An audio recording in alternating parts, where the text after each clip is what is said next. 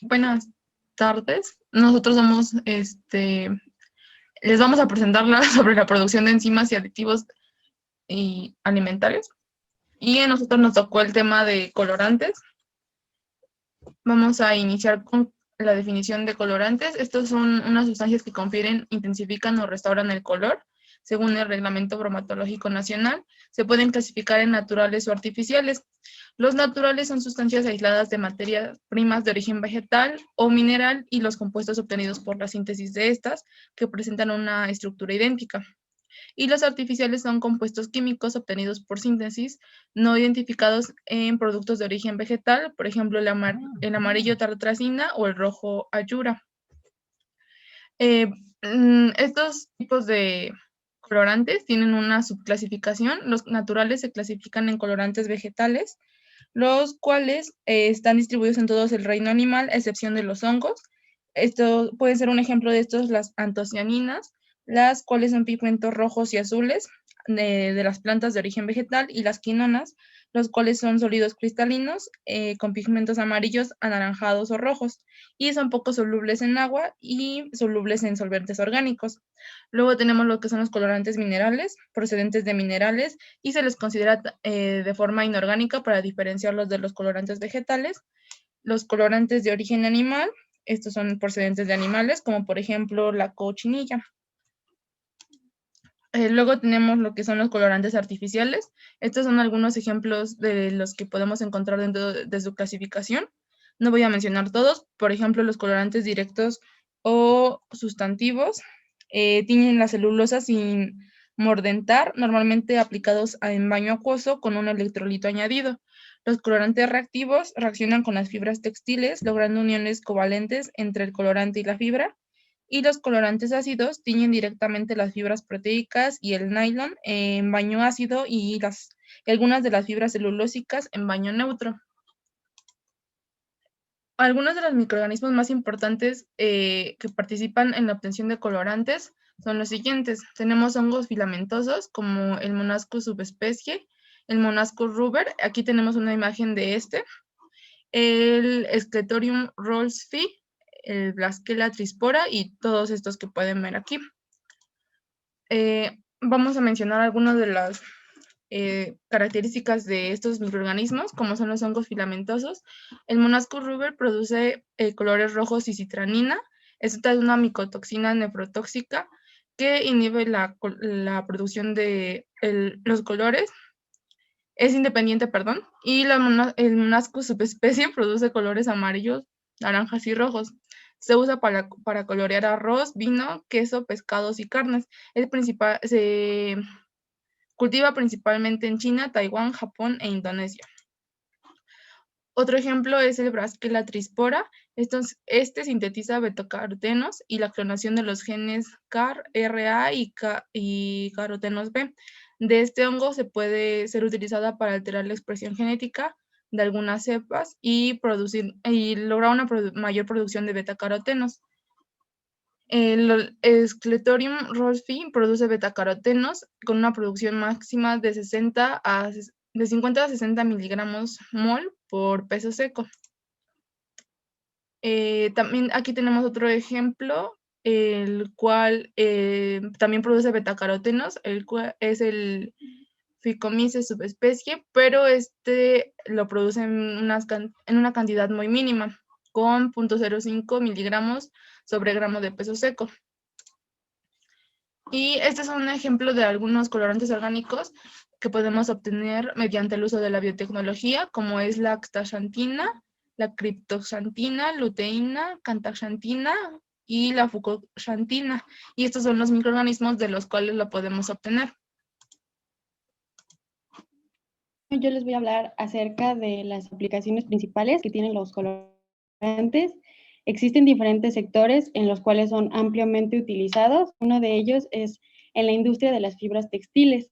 La aplicación de los colorantes depende principalmente de las características físicas y de la constitución química de los mismos, así como las del material que se va a teñir. La afinidad de estas fibras por los colorantes depende de la manera en la cual se ordenan las moléculas en las fibrillas.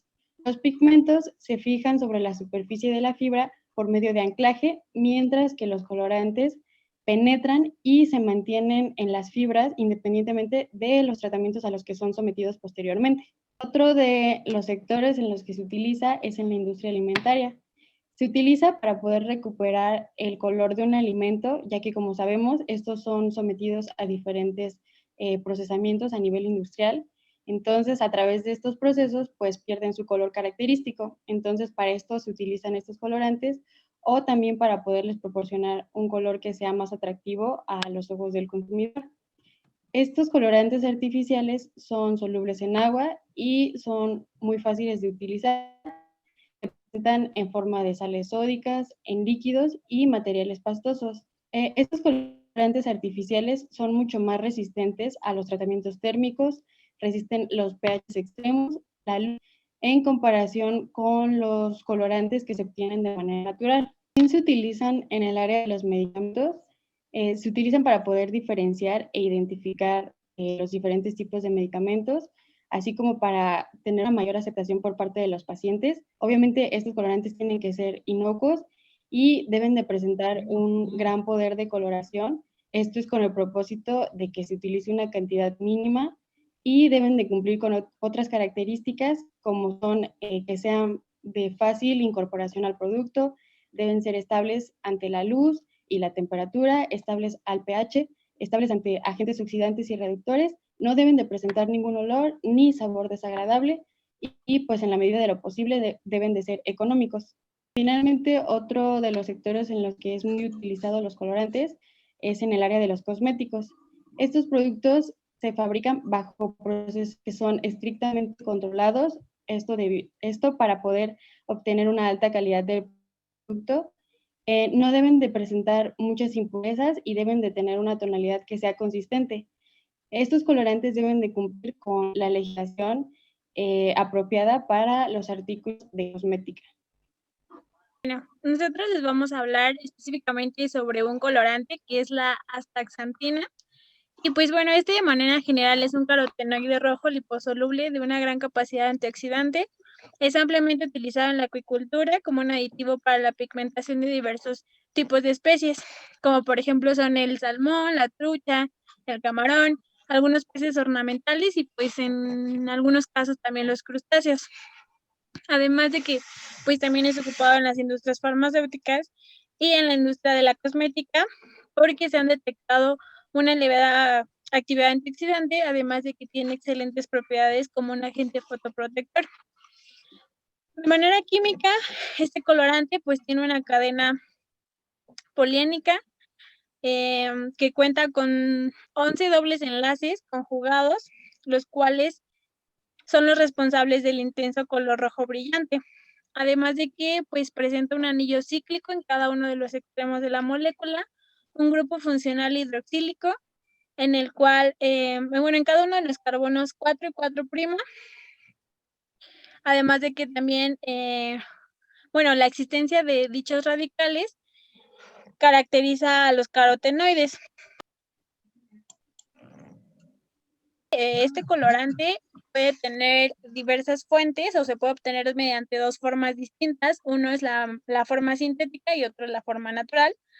En el caso de la forma sintética, pues se ha encontrado que se obtiene a partir de diversos compuestos, como lo son algunos disolventes derivados del petróleo, los cuales son enfriados a unas temperaturas que van desde los -5 hasta los 75 grados centígrados, terminando con un proceso de extracción, cristalización, utilizando como disolventes el éter y el hexano.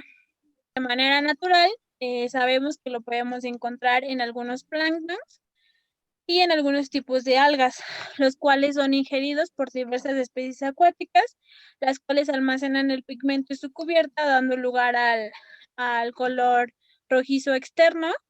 Y pues este tipo de algas son las que se pueden proteger de los rayos UV cuando se encuentran en una forma de color rojizo.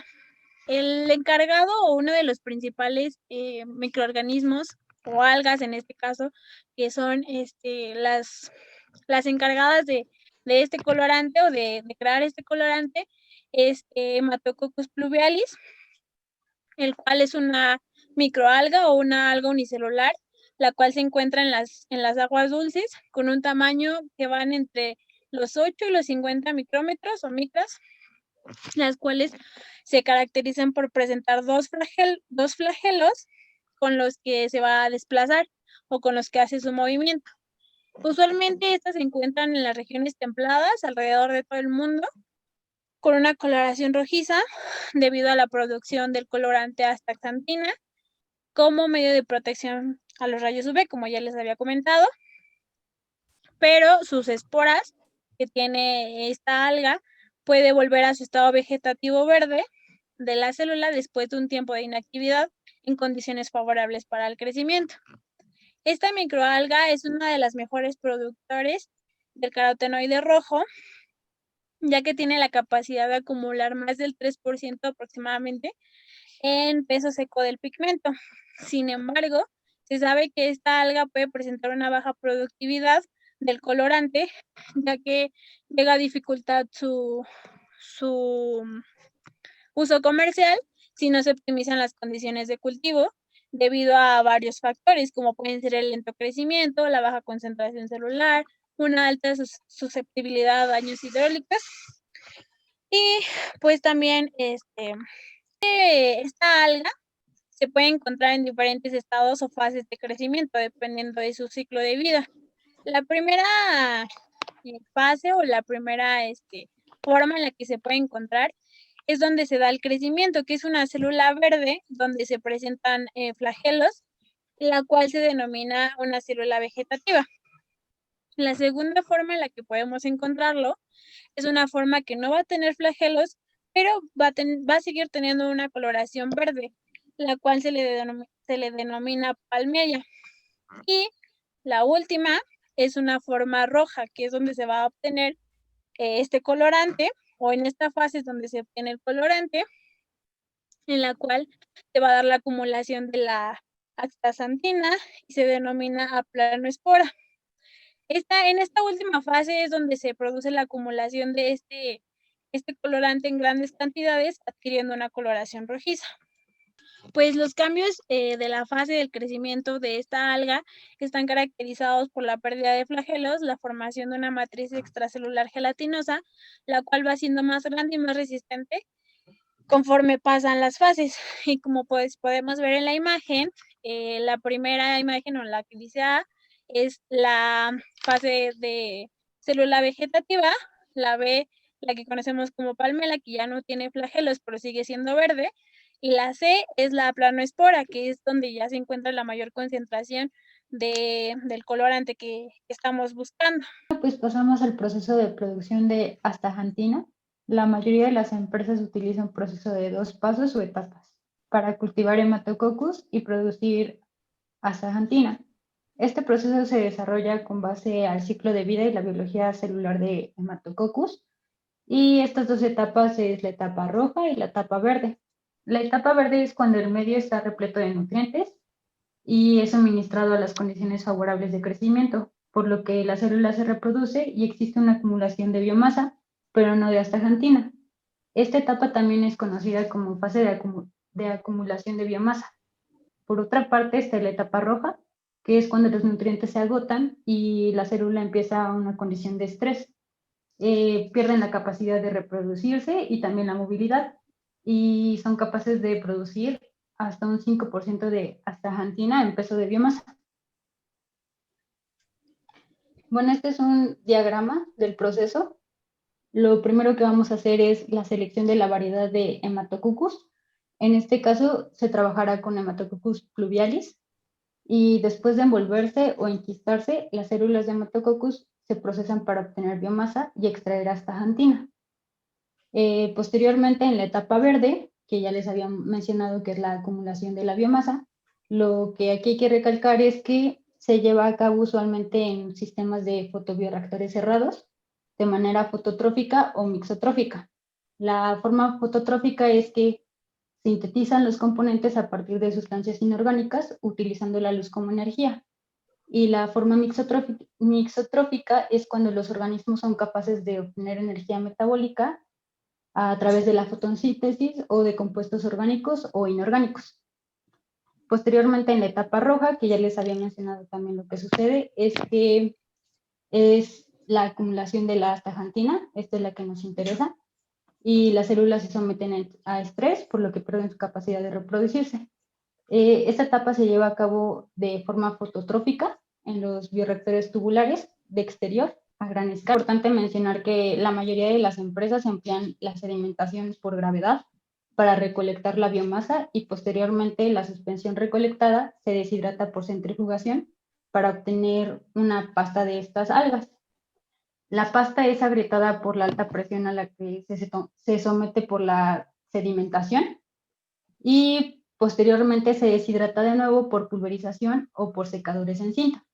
Está el fotobioreactor cerrado, que es el que se utiliza en la fase de acumulación de biomasa o en la etapa verde, y el fotobioreactor tubular de exterior, que se utiliza en la fase de acumulación de astaxantina.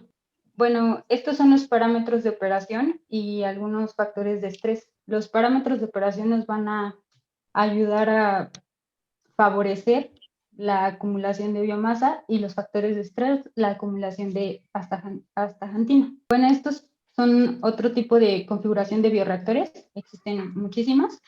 Aquí hacemos una pequeña comparación. Los fotobioreactores tubulares con columna de burbujeo presentan una mayor concentración de biomasa que los fotobioreactores tubulares. Y por otra parte, hay un mayor rendimiento al utilizar un fotobioreactor air-lift comparado con uno de columna de burbujeo. Esto es precisamente porque dentro del bioreactor tenemos una mejor distribución de los nutrientes cuando tenemos un fotobioreactor de tipo air-lift. Bueno, estos son los puntos que me faltó mencionar a fondo. En la sedimentación nada más se emplea por gravedad para recolectar biomasa utilizando las cámaras de sedimentación que podemos ver aquí en la imagen. La centrifugación no la abarcamos a fondo porque se supone que ya conocemos un poco de ella y solamente hay que recalcar que la biomasa se deshidrata por este método, y en el secado se utilizan secadores en cita para obtener el polvo. Vamos a hablar un poquito sobre las condiciones de crecimiento que debe de tener estas algas para que podamos obtener la máxima producción del colorante. El primero es el medio de cultivo. Aún no se sabe a ciencia cierta como pues cuál es el mejor medio de cultivo que debe de tener o que debe de ser el óptimo para tener un mayor crecimiento, pero pues se sabe que para un crecimiento autotrófico del alga destacan los medios OHM, F1 y el basal, estos con base en su alta productividad que han tenido en diversos estudios. El otro factor, la iluminancia o la iluminación, como ya les había comentado, esta alga también se ocupa mucho porque protege de los rayos UV. Entonces, se dice que esto es uno de los factores más importantes tanto para el crecimiento de la célula como para la acumulación del colorante. Entonces, se dice o se ha encontrado que se pueden obtener grandes cantidades de biomasa y una alta tasa de supervivencia de las células al usar bajas intensidades de luz. Entonces, entre más bajo sea la intensidad de luz, puede que o exista una mayor cantidad de biomasa y una alta calidad. El último de los factores más importantes es el CO2 y las sales que pueda llegar a tener el medio. Se sabe que cuando esta alga es cultivada en medios con limitaciones de nitrógeno, el crecimiento se ve restringido y la síntesis del colorante pues es estimulada. También se dice que se tienen efectos similares cuando el alga es sometida a altas concentraciones de hierro. Entonces, sí se mantiene un límite de nitrógeno como fuente de carbono y se somete a altas concentraciones de hierro podemos obtener una síntesis del colorante mayor. Y pues también se ha observado que se tiene el máximo crecimiento de la microalga cuando es sometida a una concentración inicial de medio de cultivo de nitrógeno de 3 micromol, de fosfato de 3.4 micromol y de 18 micromol de hierro, para poder obtener una mayor producción del colorante. Vamos a hablar acerca del proceso de purificación. Para este punto es importante saber que la astaxantina es insoluble en soluciones acuosas, pero es soluble en diclorometano, en cloroformo, en acetona, dimetilsulfóxido y otros solventes que son polares. Es sensible a la luz, a la temperatura, a los ácidos, al oxígeno, a la presencia de álcalis y en condiciones de saponificación puede sufrir una conversión a astaceno. Y partiendo de lo que les acabo de comentar, pues como sabemos, astaxantina es soluble en solventes polares. Uno de los métodos que se puede utilizar para la purificación es el método de ácido clorhídrico 4N acetona. Bueno, este proceso consiste en pesar 100 miligramos de la microalga, en este caso, pues nosotros utilizamos pluvialis. Después se adicionan 10 gotas de ácido clorhídrico 4 normal y 3 perlas de ebullición en un tubo cónico de plástico. Se debe mezclar en un agitador Vortex durante 30 segundos.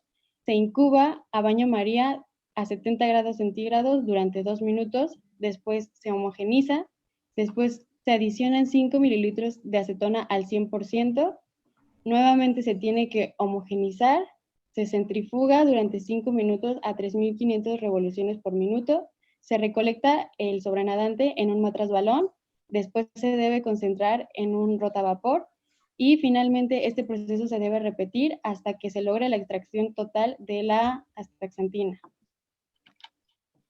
Y pues como ya comentamos anteriormente, estos colorantes tienen diversas aplicaciones.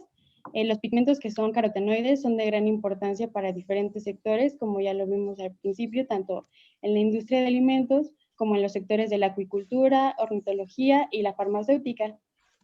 Aquí podemos observar en la tabla número 2 algunas de las aplicaciones principales de este colorante, que en la acuicultura se aplica a salmón y trucha, a peces marinos, a peces ornamentales y también a cultivos de camarón, y su función principal es para dar pigmentación, y en el caso del salmón y la trucha también se utiliza para las etapas del crecimiento.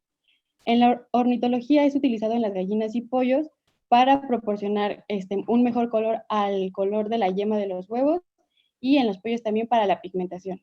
Y en el área de farmacéutica se utiliza, es aplicada para los radicales libres, para la peroxidación, en el sector de salud humana, en la piel, ADN y retinas, y se utiliza porque tiene una función antioxidante y también anticancerígeno y fotoprotector. Y pues para finalizar, podemos decir que actualmente las microalgas, como es el caso de Hematococcus pluvialis, pueden ser comercializadas como alimentos naturales o suplementos alimenticios, y se pueden encontrar en diferentes presentaciones, ya sea en forma de tabletas, cápsulas, también en polvo o en extractos. Las microalgas también pueden ser incorporadas a pastas, bocadillos, dulces y bebidas, tanto como suplemento nutricional, o se puede utilizar también como colorante. Y pues eso sería todo de nuestra parte. La siguiente, por favor, es nuestra bibliografía que utilizamos, y pues ya sería todo.